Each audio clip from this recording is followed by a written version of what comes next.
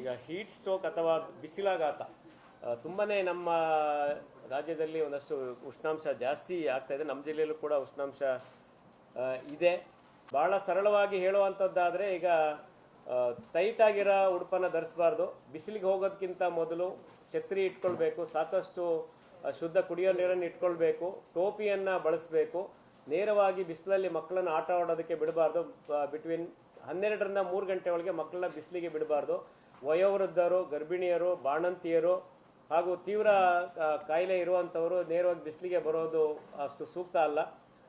Dehydration ಕೂಡ ಆಗೋದ್ರಿಂದ ಯಥೇಚ್ಛವಾಗಿ ಪಾನೀಯಗಳನ್ನು ಬಳಸೋದು ಒಳ್ಳೆಯದು. ವಿಶೇಷವಾಗಿ ಎಳನೀರು ಅಥವಾ ಬೊಂಡ ಇರ್ಬೋದು, ಮನೆಯಲ್ಲಿ ಮಾಡಿದಂಥ ಜ್ಯೂಸ್ ಪಾನೀಯ ಇರ್ಬೋದು ಅಥವಾ ಮಜ್ಜಿಗೆ ಇರ್ಬೋದು, ಇಂಥವುಗಳನ್ನು ಬಳಸಬೇಕೇ ವಿನಃ ಯಾರೂ ಕೂಡ ಕಾರ್ಬೊನೇಟೆಡ್ ಡ್ರಿಂಕ್ಸ್ ಅಂತ ಏನಿರ್ತಾನೆ ಹೆಸರು ಹೇಳೋಕ್ಕೆ ಹೋಗಲ್ಲ. ಕಾರ್ಬೊನೇಟೆಡ್ ಡ್ರಿಂಕ್ಸ್ ಏನಿದೆ ಅದನ್ನು ಬಳಸದೇ ಇರೋದು ಒಳ್ಳೆಯದು. ಇದರಿಂದ ಆರೋಗ್ಯಕ್ಕೆ ಹಾನಿಕಾರನೇ ಹೊರತು ಅನುಕೂಲ ಖಂಡಿತ ಆಗೋದಿಲ್ಲ.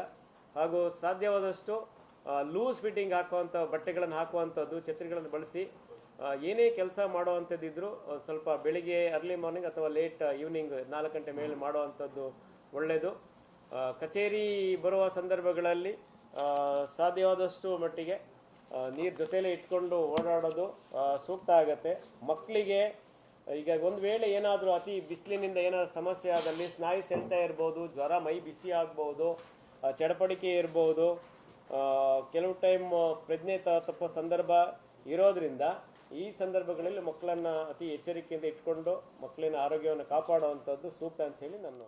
ಕಡಲ ತೀರ ಆಗಿರೋದ್ರಿಂದ ಹ್ಯುಮಿಡಿಟಿ ಅಥವಾ ತೇವಾಂಶ ಜಾಸ್ತಿ ಆಗಿರೋದ್ರಿಂದ ಸೆಕೆ ಜಾಸ್ತಿ ಇದ್ದೇ ಇರುತ್ತೆ, ಬೇಗ ಇದೆ. ಸಾರ್ವಜನಿಕರು ಗಾಬರಿ ಆಗೋ ಅಗತ್ಯ ಇಲ್ಲ. ಹತ್ತಿರದ ಆಸ್ಪತ್ರೆಗಳಲ್ಲೇ ತಾವು ಅವರು ಭೇಟಿ ಮಾಡ್ಬೋದು.